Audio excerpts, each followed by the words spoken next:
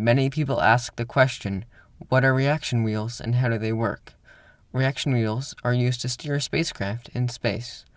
Unlike planes, spacecraft cannot use wings to turn because there is no air in space. Reaction wheels are big metal wheels that are attached to motors and encased in a material and surrounded by ball bearings. The ball bearings reduce friction between the wheel and the casing. The motor is used to spin the wheel. When the wheel is spun, the rest of the spacecraft will start spinning in the opposite direction because of the law of conservation of angular momentum. The law of conservation of angular momentum states that angular momentum cannot be created or destroyed. Angular momentum is the momentum of spinning things. In practice, conservation of angular momentum just means that if something starts spinning, what it is attached to will also start spinning. This is because angular momentum must come from somewhere, because it can't be created or destroyed. So if something starts spinning, it is gaining angular momentum. This angular momentum had to come from somewhere. In most situations, it comes from the object that it is attached to. This object is losing angular momentum because the wheel is draining its angular momentum. The reason why reaction wheels are large is because angular momentum is a kind of momentum. Momentum is equal to speed squared times mass over 2. So if you increase the mass of the wheel, then the wheel will have more momentum even if it is still spinning at the same speed. This momentum principle can also be applied in reverse. When reaction wheels are used, the spacecraft will gain or lose angular momentum equal to the momentum change of the wheel.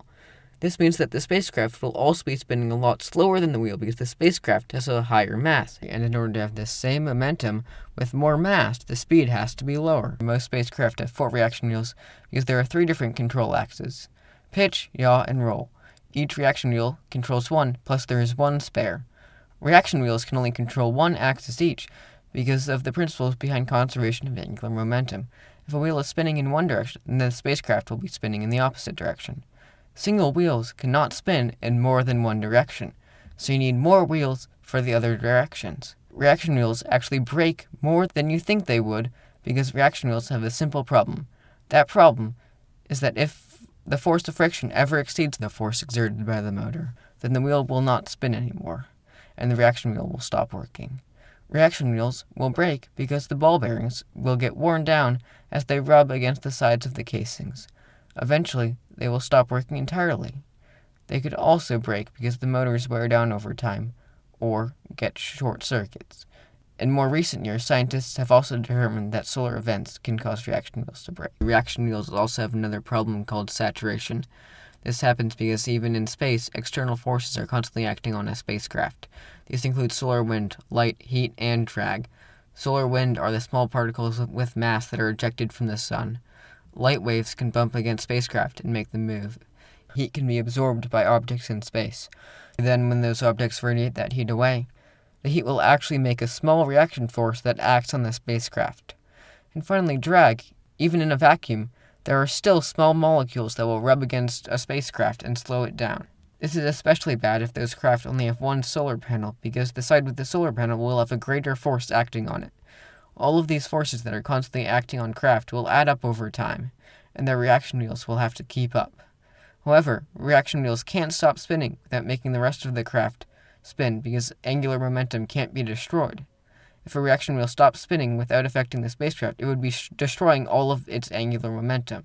This, coupled with the fact that external forces are constantly acting on the craft, will make it so that those reaction wheels will eventually not be able to spin any faster and the spacecraft will lose the ability to turn. The reaction wheel will eventually stop being able to spin any faster because Newton's second law states that acceleration is equal to force divided by mass. In this situation, force is equal to torque from the motor minus friction. Friction increases with speed, so once you reach a certain speed, then friction will actually exceed torque and the wheel won't be able to spin any faster. It is usually fixed by stopping the reaction wheels and then letting the RCS thrusters kill any rotation produced by this. RCS thrusters are reaction control system thrusters. They are small engines on the side of spacecraft that are used to steer the spacecraft. RCS thrusters are usually only used when unsaturating reaction wheels because RCS thrusters use fuel. The fuel is a limited resource, while reaction wheels run on electricity which can be replenished by solar panels or RTGs. RCS thrusters are also generally not used outside of those situations because using RCS thrusters will actually change your orbital path so that you might miss your target. One very famous spacecraft was the Mars Climate Orbiter, Launched in 1998, it failed to insert itself into Martian orbit because its RCS thrusters had knocked it off course and it went too low. Normally, when spacecraft perform desaturation maneuvers, every single RCS thruster firing is measured so that the people in NASA can calculate the spacecraft's new trajectory and fix it to get it back on target. However, the MCO was different because the units that it used to measure its thruster firings were different than the units that the ground computers thought it was using. This meant that they were unable to accurately calculate its new trajectory.